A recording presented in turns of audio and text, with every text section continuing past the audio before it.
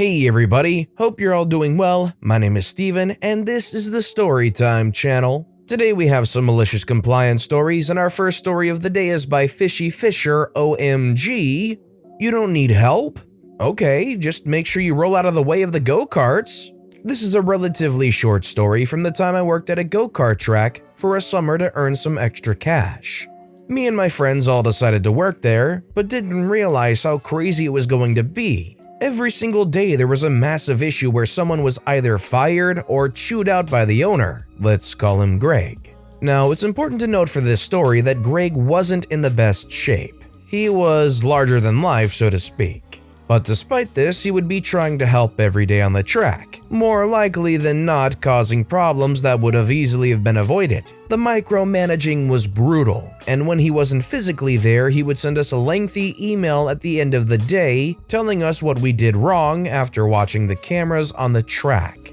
Now, Greg also had an attitude of, he can do no wrong, and also, he doesn't need help from nobody, which led to some awkward situations with customers, especially when they were upset. More likely than not, myself or the other employees had to apologize to customers daily when he would raise their voices at them for not wearing their helmet correctly, and if we ever mentioned it, he would then turn on us and begin to chew us out for doubting his actions. So one of our responsibilities is standing around the track with a stop sign with the word slow on it to wave at drivers who are going too fast and driving recklessly. The vehicles were too loud to simply yell at them. The track was pretty bendy, but part of it zoomed right by Greg's office, where he always kept a sign handy in case he thought a driver needed to slow way down. It was one of those days and a driver was zooming and bumping against other drivers and the walls, so Greg thunders out of the office, grabs his sign and waved it in front of the driver in question, who proceeds to whiz right past him. He goes around again. Greg more aggressively shakes the sign at the driver, who once again ignored him and kept going. This did not please Greg.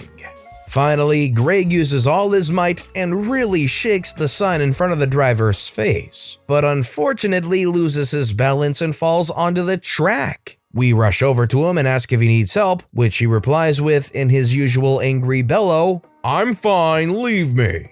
Now, normally for any other person, we could have stopped the traffic and given him a hand regardless. But this was Greg, and he was very clear that he was fine and we should leave him. But despite that, he was still on the ground, rolling around and unsuccessfully getting upright from his prone position. I suddenly get an amazing idea. I grab some spare orange traffic cones and put them around him on the track to make sure the carts didn't get close. It was all I could really do while following his instructions. Only until about 10 minutes later, when all the go-karts had pulled off the track, was when Greg managed to get himself upright. But by then, we had already all busted a gut laughing. I'll truly never forget seeing him squirming mere inches from carts while refusing help. It was a sight to see. So if your boss was an absolute jerk, and even in that moment when they're on the ground and they can't get up and there's carts whizzing by, they decide somehow that their ego is so big that they would still refuse help, would you comply with that, or would you feel a bit too concerned for their safety involving the carts and get them up? Let me know in the comments down below. Our next story is by J Fletch 1305. You only get paid for 37.5 hours work. Okay, I'll only stay for that long. So I worked as an executive pastry chef for a medium-sized hotel here in England, where we catered mainly to weddings at weekends, but had a successful restaurant that ran alongside it doing 2/3 rosette quality food, about 60 covers a night. Well, as anybody who has worked in catering may know, it's not uncommon to work a tremendous amount of hours in a week on a consistent basis. Here I was working about 75 to 80-ish hours a week, 5 days of about 14 or 15 hours, then an extra 5 or 6 or so on my day off. Now, it's important to know that we did not get paid for overtime here as chefs. You worked all of these hours and you got paid for 37.5 hours. That's 40 hours in work where they took 30 minutes off for 5 days for a lunch break that you never ever had. You do all this and life sucks doing it, but it's a job and it's not easy in catering at the best of times. So the straw that broke the camel's back comes when I get pulled by the finance manager because I left on one of those days after 5 hours. You see, they ran their weeks Thursday to Wednesday for pay and rota, etc.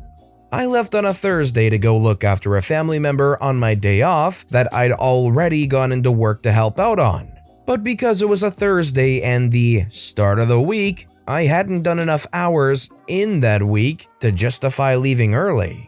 Me explaining that it was 1, my day off really, 2, I had worked 45 hours between Monday to Wednesday, and 3, I didn't get paid for any extra work didn't seem to help. They got annoyed and said, "You get paid for 37.5 hours, no more. If you can't do your work in that time, then that's your problem, but you get paid no extra." Well, that played right into my hands. See, I mentioned above they had weddings at weekends and a busy restaurant that we used to have to service at the same time. If that sounds stupid and almost impossible, that's because it was. Well, the Saturday the following week was a big weekend for them. Bank holiday, big wedding, full restaurant, etc. So me and 2 of the other chefs decided we would work the 37.5 paid hours, then leave. So we worked Thursday and Friday, racking up 31 paid hours there. Then Saturday we all had the full day shift, breakfast through till close. So we started at 6 a.m. and then 2 p.m. rolls around. Well, that's our 8 paid hours, so we left. We just simply downed tools, got changed, and walked out. Left the kitchen as it was, left the food prep where it was, didn't finish prepping for the night, we did nothing. 5 minutes later, I get a very angry call from the general manager who wanted me back there immediately to work the shift and finish the wedding, etc., or they couldn't do it without me. I politely explained I was told to only work my 37.5 hours or it wasn't my issue, so that's what I did. The night was a disaster by all accounts, and it cost the company thousands in compensation to the wedding party and in lost revenue from the restaurant, never mind the reputational damage. Didn't go back into work until the following Thursday when my weekly hours started again. I got to keep my job. Not easy to replace a pastry chef of my skill who ran the kitchen for them most of the time. One of the others got sacked as he was easily replaced, and the other got his hours cut until he quit. Catering is not a nice place to work. They're real jerks. Ultimately, I left about 6 months later. I got fed up of working for free as it had gone just back to normal. Left being owed about 20,000 British pounds of overtime that I never got. Company went bankrupt dodgily and destroyed all evidence of hours worked, employment records, etc. So we got screwed. The same guy rebought the hotel under a new name, etc. So it's all very shady. Honestly, if I was working a job like that, and the first week rolls along where they're expecting me to work more than double the actual paid amount of hours for free, I'd be looking to get out of there ASAP. This next story is by Addy the Ace. Crappy manager calls me in despite flu. Enjoy your sick days off, boys. So a bit of background first. I joined a bank, and after a few months, we had a management change in the division. The new division head brought some of the guys from his previous bank. Usually that's how it works in banks in my country. But the prickle was that he treated the old team members like crap, and his boys were spending time surfing the net and presenting others' work to the management as their own. So since I was in their crap list, I was given slack on trivial issues. Despite having a workload that made me spend 3 to 3.5 hours overtime daily, and no, I was not getting overtime. I went down with the flu one day and called in sick. The manager called me and asked me to come in anyways as there was a big presentation due to be presented to the management by the head. I went to work, prepared the data and reports, went to the manager's cabin to show him the report. I made sure I sneezed into his face without even making an effort to put my hand or anything else near my face. After a couple of huge loud sneezes, I could see the semi-liquid boogers spread on the face of the boss and the report papers. I did similar things on the workstations of his trophy boys as well, when I was talking to them about the weather. Midday, I was told by my head to email him the reports and presentation slides and take the rest of the day off. Also, not to come to the office unless I am fully recovered. After a few days off, the flu turned out to be typhoid. When I joined back after the sick leave, I was told most of the boys had worked with a flu in the office, since I was already down and they couldn't afford the days off. Overall, spent 2 crappy years at that bank, resigned and moved on to another bank in a way that was prime pro-revenge stuff. Might be posting about it here. Let's see the response for this first. So personally, I get being pretty frustrated on being actually sick and having to come into work. That said, I don't think realistically there's ever any appropriate grounds to try and purposely spread any kind of sickness, illness, no matter how bad it actually seems. You never truly know what you could have, and you never truly know how other people around you could handle that thing, and you could probably just completely mess somebody up. I don't know, you can leave it in the comments if you disagree, but I think this is an exceptionally crappy thing to do to anybody, even if you want to get back at them. And our final story of the day is by Overripe Mandrake. Manager tries to micromanage me. I microemployee them. A few years back, I worked in finance for a big brand. My department was the weird one. We would do all sorts of different things from customer complaints to cash collection and accounting. My manager, N+2, was an expert in her field and was very demanding. I was in charge of the biggest portfolio in the team and was quite busy every day. To top it off, every day you were assigned an inbox and were supposed to keep it up to date. 24-hour reply time max.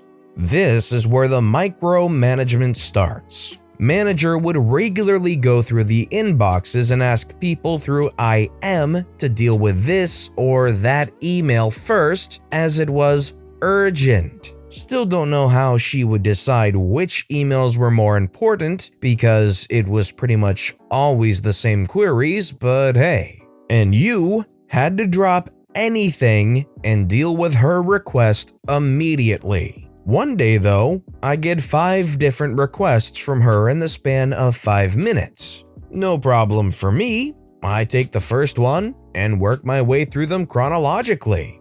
Suddenly, an IM comes through. Did you take care of request number 4? I reply that I'm not there yet because I'm still on number 3. It was like 10 minutes after she sent those requests, and while easy, they still needed investigation. She tells me that I need to do number 4 ASAP, and she shouldn't even have to tell me. Basically, I had to read her mind to know which one she wanted handled first.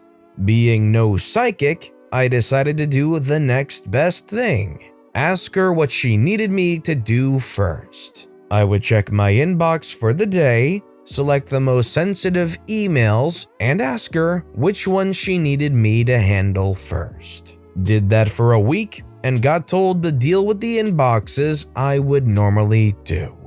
Could you imagine coming in every single day and getting micromanaged on what you need to do, and then you go to actually start on that thing you were being micromanaged about and get micromanaged again saying, no, you need to do this other thing that I already told you to do. It already confuses me just trying to lay it out, and I would very quickly get tired of that system. It kind of feels like you're having to go into work and then you're having to deal with like a power-tripping parent or something that demands all your attention and demands you to do exactly this right now because I told you to. And then in response, OP did what kids do and tried to annoy their parents as much as possible, and it effectively worked. It effectively broke the micromanaging because they realized, you know what, unless it's something that I spur of the moment micromanage, this is too much work. Good job, OP.